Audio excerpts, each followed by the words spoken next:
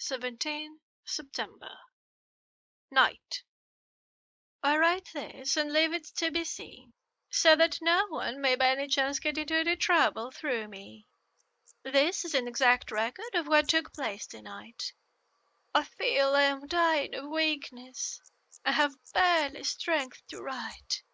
But it must be done, if I die in the doing. I went to bed as usual, taking care that the flowers are placed as Dr. Van Helsing directed, and soon fell asleep.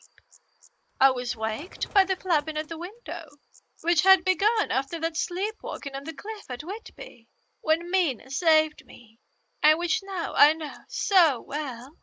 I was not afraid, but I did wish that Dr. Seward was in the next room, as Dr. Van Helsing said he would be, so that I might have called him. I tried to go to sleep, but could not. Then there came to me the old fear of sleep, and I determined to keep awake. Perversely, sleep would try to come then, when I did not want it. So, as I feared to be alone, I opened my door and called out, "Is there anybody there?" There was no answer. I was afraid to wake Mother, and so closed my door again. Then, outside in the shrubbery, I heard a sort of howl like a dog's, but more fierce and deeper. I went to the window and looked out, but could see nothing, except a big bat, which had evidently been buffeting its wings against the window. So I went back to bed again, but determined not to go to sleep. Presently the door opened, and Mother looked in. Seeing by my moving that I was not asleep, came in and sat by me. She said to me even more sweetly and softly than her wont, "I was uneasy about you, darling, and came in to see that you were all right." I feared she might catch cold sitting there, and asked her to come in and sleep with me. So she came into bed, and lay down beside me. She did not take off her dressing gown, for she said she would only stay a while and then go back to her own bed. As she lay there in my arms, and I in hers, the flapping and buffeting came to the window again. She was startled and a little frightened, and cried out, "What is that?" I tried to pacify her, and at last succeeded, and she lay quiet. But I could hear her poor dear heart still beating terribly. After a while there was the low howl again out in the shrubbery, and shortly after there was a crash at the window, and a lot of broken glass was hurled on the floor. The window blind blew back with a wind that rushed in, and in the aperture of the broken panes there was the head of a great, gaunt, grey wolf. Mother cried out in affright, and struggled up into a sitting posture, and clutched wildly at anything that would help her. Amongst other things, she clutched the wreath of flowers that Dr. Van Helsing insisted on my wearing round my neck, and tore it away from me. For a second or two she sat up, pointing at the wolf, and there was a strange and horrible gurgling in her throat. Then she fell over, as if struck with lightning, and her head hit my forehead and made me dizzy for a moment or two. The room and all round seemed to spin round. I kept my eyes fixed on the window, but the wolf drew his head back, and a whole myriad of little specks seemed to come blowing in through the broken window, and wheeling and circling round like the pillar of dust that travellers describe when there is a simoom in the desert. I tried to stir, but there was some spell upon me, and dear Mother's poor body, which seemed to grow cold already, for her dear heart had ceased to beat, weighed me down, and I remembered no more for a while. The time did not seem long, but very, very awful, till I recovered consciousness again.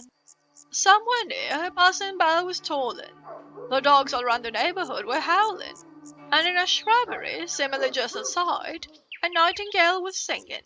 I was dazed and stupid with pain and terror and weakness, but the sound of the nightingale seemed like the voice of my dead mother, come back to comfort me. The sounds seemed to have awakened the maids too, for I could hear the bare feet pattering outside my door.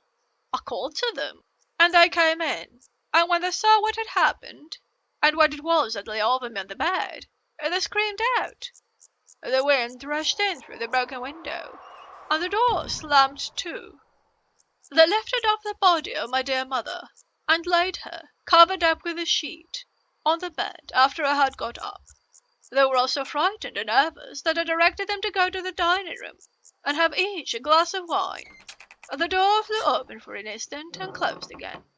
The maid shrieked, and then went in a body to the dining room, and I laid what flowers I had on my dear mother's breast. When they were there, I remembered what Dr Van Helsing had told me, but I didn't like to remove them, and besides, I would have some of the servants to sit up with me now. I was surprised that the maids had not come back. I called them, but got no answer, so I went to the dining room to look for them. My heart sunk when I saw what had happened. They all four lay helpless on the floor, breathing heavily. The decanter of sherry was on the table half full, but there was a queer, acrid smell about. I was suspicious, and examined the decanter. It smelled to laudanum, and looking at the sideboard, I found that the bottle which mother's doctor uses for her, did use, was empty. What am I to do? What am I to do? I am back in the room with mother. I cannot leave her, and I am alone, save for the sleeping servants, whom someone has drugged, alone with the dead. I dare not go out, for I can hear the low howl of the wolf through the broken window. The air seems full of specks, floating and circling in the draught from the window, and the lights burn blue and dim. What am I to do? God shield me from harm this night. I shall hide this paper in my breast, where they shall find it when they come to lay me out. My dear mother gone. It is time that I go too. Goodbye, dear Arthur, if I should not survive this night. God keep you, dear, and God help me.